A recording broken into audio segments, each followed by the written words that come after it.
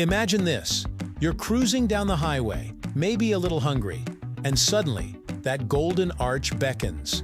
Your mind immediately conjures up an image of a towering burger, layers of deliciousness, and that unmistakable special sauce. You're thinking, of course, about the Big Mac. But have you ever stopped to wonder, truly wonder about the journey of this iconic sandwich? From humble beginnings to global phenomenon, the Big Mac has quite the story to tell. And today, we're not just tracing its history, we're diving into a fascinating myth that has swirled around it for decades. Was the Big Mac really made for steelworkers?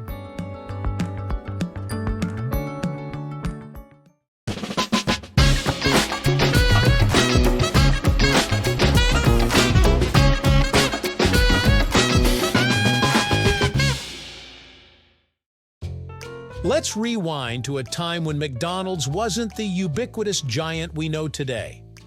The year is 1967. The place? Uniontown, Pennsylvania. Not exactly the glamorous culinary capital of the world, right? This is where a man named Michael Jim Delegati, a McDonald's franchisee, was doing what all good innovators do, listening to his customers. He noticed that some patrons were looking for something more substantial than the standard cheeseburger. They wanted a bigger, more satisfying bite. And so, the wheels of burger innovation began to turn in Jim's mind. Now, Jim wasn't just some guy flipping patties. He was a visionary with a knack for understanding what people craved.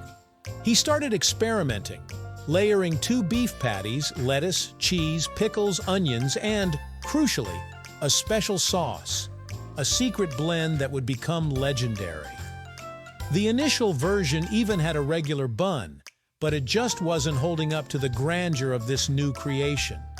That's when the idea of a middle bun, a club layer, as it's sometimes called, came into play.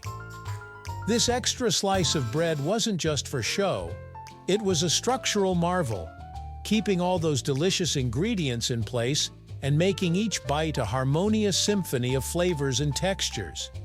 It was a stroke of genius that transformed a simple stacked burger into a cohesive, enjoyable eating experience. Imagine trying to eat that towering stack without that clever middle bun. It would have been a delicious but messy disaster. The Big Mac officially debuted in Delegati's Uniontown restaurant in 1967, and it was an instant hit. Word spread like wildfire through the local community. People were lining up for this colossal sandwich. It wasn't long before McDonald's corporate caught wind of Jim's creation. Imagine the excitement. Here was a franchisee thinking outside the box and creating something truly special that resonated with customers. By 1968, just a year after its local launch, the Big Mac rolled out nationwide across the United States. And the rest, as they say, is history. This is the sandwich. McDonald's new Big Mac sandwich for the bigger-than-average appetite. McDonald's, you're going to play. From a local sensation in a small Pennsylvania town, the Big Mac was poised for global domination. It quickly became more than just an item on the menu. It became a symbol of McDonald's ingenuity and a benchmark for other fast food chains trying to capture a piece of the burgeoning burger market. But let's pause here, because this is where our story takes an intriguing turn, where myth intertwines with reality. For years, a persistent rumor has circulated. The Big Mac was specifically designed for steelworkers. The theory goes that these hard-working individuals, with their physically demanding jobs, needed a substantial, calorie-packed meal to keep them going. And what better than a towering burger with extra everything? It's a compelling narrative, isn't it? It paints a picture of a thoughtful corporation catering to the needs of its blue-collar workforce. And in a region like Western Pennsylvania, with its rich industrial history and a strong presence of steel mills, it certainly feels plausible. Uniontown itself isn't far from Pittsburgh, the heart of America's steel industry. The image of a tired, hungry steelworker, fresh off a grueling shift, Sinking their teeth into a massive Big Mac just feels right. So did Jim Delegati, witnessing the hunger of the local steelworkers, craft this burger specifically for them? Was this truly a burger born from the grit and grime of industrial America? Well, let's look at the facts. While the Big Mac certainly appealed to hungry individuals of all walks of life, including steelworkers who undoubtedly enjoyed its hearty nature, there's no official documentation or statement from McDonald's or Jim Delegati himself confirming that the Big Mac was specifically conceived and designed for steelworkers. Jim Delegati's primary motivation, as he stated repeatedly, was simply to offer a larger sandwich to customers who desired it. It was about satisfying a general consumer demand for a more substantial option on the menu, not targeting a particular demographic or profession. He observed that some customers were ordering 2 cheeseburgers, clearly indicating a desire for a bigger meal. This keen observation, rather than a specific demographic target, was the spark for the Big Mac. The Big Mac filled a void for a bigger, more filling burger, and that appeal cut across many different groups, from office workers to students, and yes, to steelworkers too. It was a mass market solution to a common hunger problem. The beauty of the Big Mac was its universal appeal. It was a satisfying meal for anyone with a big appetite, regardless of their profession. From its humble beginnings in Uniontown, the Big Mac quickly transcended its regional roots. It became a symbol of McDonald's innovation and a cornerstone of its menu.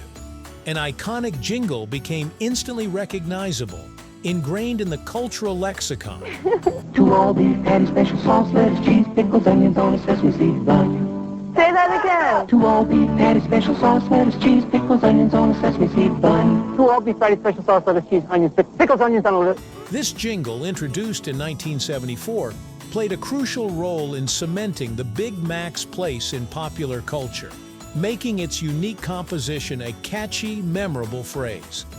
The Big Mac wasn't just a sandwich, it was an experience, a consistent taste of home no matter where you were in the world. It democratized the big burger concept, making it accessible and affordable to millions.